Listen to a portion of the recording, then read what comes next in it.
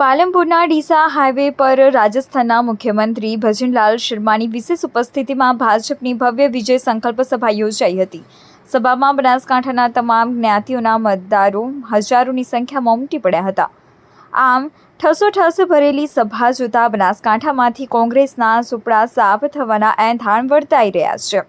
સભામાં ભાજપના સ્ટાર પ્રચારક અને ઠાકોર સમાજના આગેવાન અલ્પેશ ઠાકોરે કોંગ્રેસ પર આકરા પ્રહારો કર્યા હતા અને નરેન્દ્રભાઈ મોદીને ત્રીજી વાર વડાપ્રધાન બનાવવા બનાસકાંઠા બેઠક પર ભાજપના કમળરૂપી ડોક્ટર રેખાબેન ચૌધરીને જંગી લીડથી જીતાડવા આહવાન કર્યું હતું। તેમજ રાજસ્થાનના મુખ્યમંત્રી ભજનલાલ શર્માએ પણ ભાજપને મળી રહેલ પ્રચંડ જન સમર્થનને લઈ ગુજરાતની તમામ 26 અને રાજસ્થાનની તમામ 25 બેઠકો જીતવાનો આશાવાદ વ્યક્ત કર્યો હતો। આ સભામાં પૂર્વ કેન્દ્રીય ગૃહ રાજ્યમંત્રી હરિભાઈ ચૌધરી, સાંસદ પરબતભાઈ પટેલ, માજી રાજ્યસભાના સાંસદ, ધારાસભ્યો, જિલ્લા ભાજપ પ્રમુખ સહિતના આગેવાનો, કાર્યકરોની વિશાળ સંખ્યામાં જનમેદની ઉપસ્થિત રહી હતી। સભા પૂર્ણ થયા બાદ વિજય સંકલ્પ સભા યોજાઈ હતી, જે રેલી એરોમા સર્કલ નજીક આવી પહોંચતા સમર્થકો દ્વારા જેસીબીમાંથી ફૂલોની વર્ષા કરી રેખાબેનનું સ્વાગત કરવામાં આવ્યું હતું। રેલી કલેક્ટર કચેરી પહોંચી હતી। લોકસભાની ચૂંટણીમાં દેશમાં બે પ્રકારના લોકો મત માંગે છે, જેમાં આખા દેશમાં કોંગ્રેસના ઉમેદવારો આંસુ પાડીને મત માંગે છે, રોઈને માંગે છે, ત્યારે બીજી બાજુ ભાજપના ઉમેદવાર જેને કરોડો લોકોના આંસુ લૂછ્યા છે તેવા નરેન્દ્રભાઈ મોદી માટે મત માંગે છે અને બનાસના લોકો આંસુ પાડે એના માટે નહીં પણ આંસુ લૂછે તેના માટે મથી રહ્યા છે।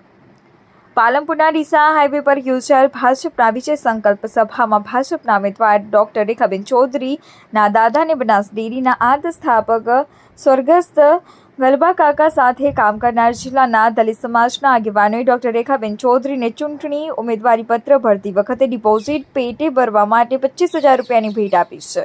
રિપોર્ટર પ્રવીણ ચૌહાણ, બનાસકાંઠા।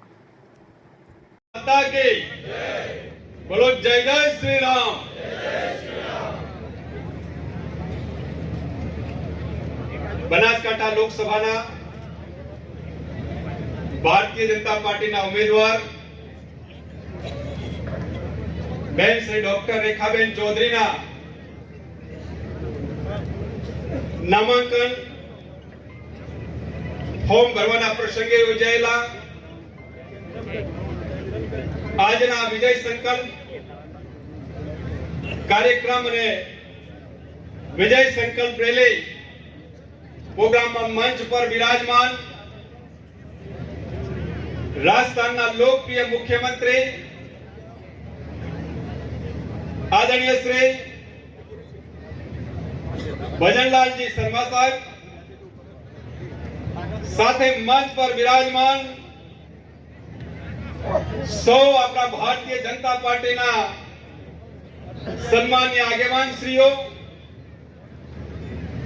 વિશાળ સંખ્યામાં વધારેલા સૌ ભારતીય જનતા પાર્ટીના કાર્યકર્તાઓ, શુભેચ્છકો, સમર્થકો, સૌ ભાઈઓ બહેનો તેમજ પત્રકાર મિત્રો, આ લોકસભાની ચૂંટણી એ આપણા દેશનું, આપણા સૌનું ભવિષ્ય નક્કી કરવાની આ ચૂંટણી છે અને સમગ્ર દેશની જનતાએ દેશનું ભવિષ્ય કોના હાથમાં હોવું જોઈએ એ નક્કી કરી લીધેલું છે। દેશનું ઉજ્જવળ ભવિષ્ય આપણા ગુજરાતના પનોતા પુત્ર, દેશના લોકપ્રિય નેતા અને વૈશ્વિક નેતા નરેન્દ્રભાઈ મોદી સાહેબના હાથમાં સલામત છે અને એટલા માટે દેશની જનતાએ મોદી સાહેબને ત્રીજી વખત વડાપ્રધાન બનાવવા માટે આ વખતે 400 થી પણ વધારે સીટો પર વિજય બનાવવાનો સંકલ્પ કર્યો છે અને સમગ્ર દેશની જનતા એ મોદી સાહેબ ને પોતાનું પરિવાર માને છે અને સમગ્ર મોદી પરિવાર આ ચૂંટણી લડી રહી છે। ભારતીય જનતા પાર્ટી એ વિકાસની રાજનીતિ માને છે।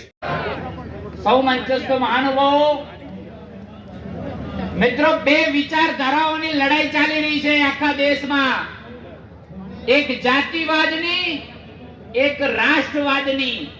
આપણે કોની સાથે રહેવાનું છે બનાસકાંઠાના લોકોએ નક્કી કરી લીધું છે. નક્કી કરી લીધું છે ને? નક્કી કરી લીધું છે ને?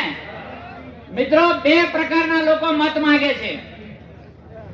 એક આખા દેશની અંદર કોંગ્રેસના કેન્ડિડેટો આંસુ પાડીને મત માંગે છે, રોઈને મત માંગે છે.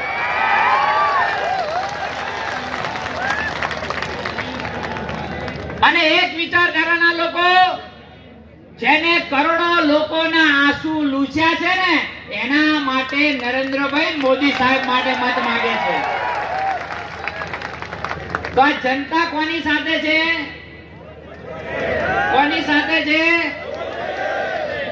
બસ આટલી જ વિનંતી કરવી છે કે નક્કી આપણે કરવાનું છે. આ મીડિયા છે એ દેખી રહી છે, બનાસના લોકો આંસુ પાડે એના માટે નહીં, પણ જે આંસુ લૂછે એના માટે મચી રહ્યા છે, એના માટે મત માંગવા માટે આવ્યા છે. આપ સૌનો હૃદયપૂર્વક ખૂબ આભાર.